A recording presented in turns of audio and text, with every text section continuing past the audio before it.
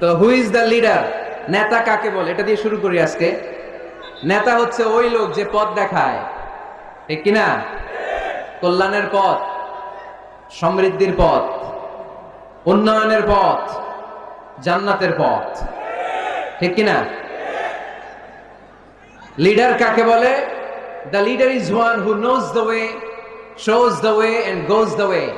I repeat, আমি আবার বলছি, the leader is one who knows the way, who shows the way, who goes the way. নেতা তারে বলে হু নোজ দ্য ওয়ে, যে পথ চিনে, নিজে পথ চিনে, শোজ দ্য ওয়ে, তারপরে মানুষের পথ চিনায়, পথ দেখায়, তারপর গোজ দ্য ওয়ে, সবাই নিয়ে ওই পথে চলতে পারে। চিল্লায় বলি ঠিক কিনা? নিজেও রাস্তা চিনে, রাস্তা চিনায়ও দিতে পারে, আবার ওই রাস্তায় সবাইকে নিয়ে চলতেও পারে। এজন্য নেতা নেতা ঠিক হওয়া দরকার। এটা হোক সামাজিক নেতা, হোক প্রতিষ্ঠানের নেতা, হোক মসজিদের নেতা বা ইমাম বা রাজনৈতিক নেতা, যে কোনো পর্যায়ে আল্লাহ তাআলা যাকে নেতৃত্বের জায়গায় বসিয়েছে উনি পথ দেখানোর দায়িত্ব নিয়েছে। তাই নেতা যদি পথ হারায়, পথ হারাবে অনুসারী। নেতা যদি পথ হারায়, পথ হারাবে বাংলাদেশ। নেতা যদি পথ হারায়, পথ হারাবে আমার লাল সবুজের পতাকা। এজন্য আমরা আমাদের সকল পর্যায়ের নেতৃবৃন্দদের জন্য এই প্রোগ্রাম থেকে দোয়া করি, আল্লাহ তাআলা ওনাদেরকে যেন সুপথে রাখে এবং আমাদেরকেও যেন ওনারা সঠিক পথে পরিচালিত করতে পারে। আমরা সবাই আওয়াজ করে পড়ব আমিন।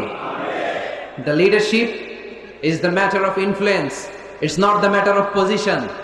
নেতৃত্ব এটা ইনফ্লুয়েন্সের ব্যাপার, এটা পজিশনের ব্যাপার না। যে যত বেশি ইনফ্লুয়েন্সিয়াল, প্রভাব বিস্তারকারী, সে তত বড় নেতা। এটা ঠিক। কেউ যদি পজিশন পায় সেও নেতা, পজিশন পাইলেও নেতা। একটা দায়িত্বে বসে, একটা চেয়ারে বসে দায়িত্ব পালন করতে করতে তার মধ্যে অনেক যোগ্যতা চলে আসে, কিন্তু আসল নেতা তিনি যিনি প্রভাব বিস্তারকারী, ইনফ্লুয়েন্সিয়াল। এবার বলেন তো, আমার নবী বিশ্বনবী মুহাম্মদ রাসূলুল্লাহ সাল্লাল্লাহু আলাইহি ওয়াসাল্লাম উনি প্রভাব বিস্তারকারী নেতা ছিলেন কি ছিলেন না? মাইকেল এইচ হার্ট নাম শুনেছেন?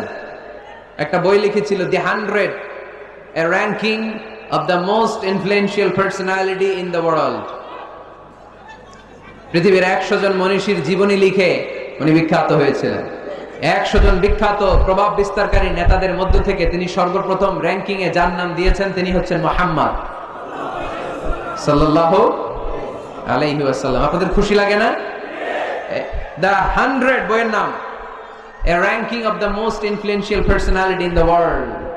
পৃথিবী কাঁপানো 100 জন মনীষীর জীবনী তিনি লিখেছেন। আর 100 জনের মধ্যে নাম্বার 1 কারে দিয়েছেন? আওয়াজ করে বলেন, নাম্বার 1 কে? তিনি প্রভাব বিস্তারকারী নেতা ছিলেন। এজন্য নেতা যদি পথ হারায়, খবর আছে, ঠিক কিনা? আমরা নেতাদের জন্য দোয়া করি ওনারা যেন পথ না হারায়।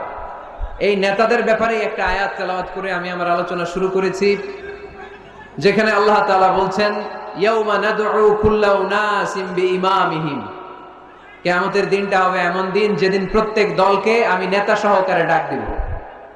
পৃথিবীর প্রতিটি মানুষ নেতাদেরকে নিয়ে দাঁড়াবে।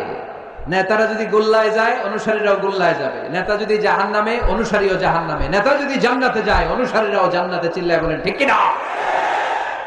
এজন্য আল্লাহ বলেন, ইয়াউমা নাদউ কুল্লা উনাসিম বিইমামিহিম ফামান উতিয়া কিতাবাহু বিয়ামিনিহি ফাউলাইকা ইয়াকরাউনা কিতাবাহুম ওয়ালা ইউযলামুনা ফাতিলা।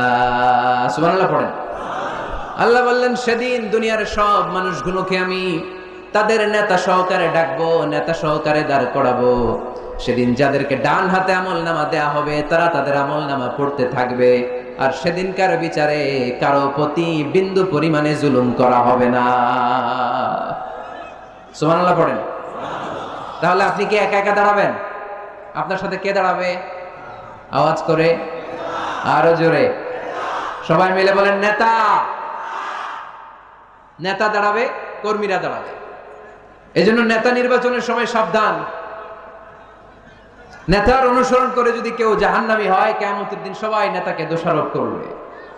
ওয়াকালু রাব্বানা ইন্না আতা'না সাদাতানা ওয়া কুবারানা ফাআদাল্লুনাস সাবিলা। সেদিন তারা বলবে, হে আমাদের রব, আমরা আমাদের নেতাদের অনুসরণ করেছিলাম আর নেতারা আমাদেরকে ভুল পথ দেখিয়েছে। আজকে আমাদের আগে নেতাদেরকে আপনি শাস্তি দেন, নেতাদেরকে আগে জাহান্নামে ফেলেন, তারপরে নেতাদের পরে আমরা জাহান্নামে ঢুকবো। এজন্য প্রিয় ভাইরা, নেতা নির্বাচনের সময় সাবধান।